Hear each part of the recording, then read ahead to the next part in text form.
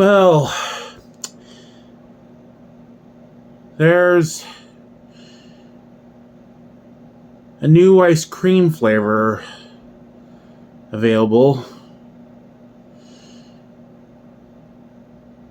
I know I'd said I wouldn't eat ice cream again,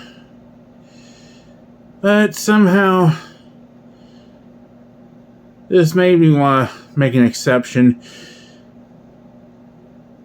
Apparently, the makers of Hidden Valley Ranch salad dressing decided to team up with an ice cream company and make a Hidden Valley Ranch flavored ice cream. So,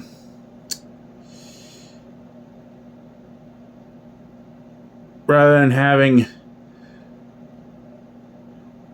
ice cream after dinner, you'd probably be having ice cream with dinner, specifically surf and turf.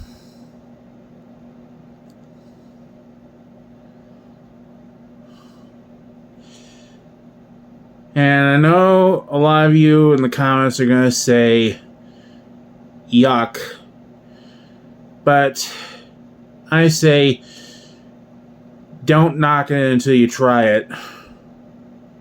Stephen Colbert did, and he kind of liked it.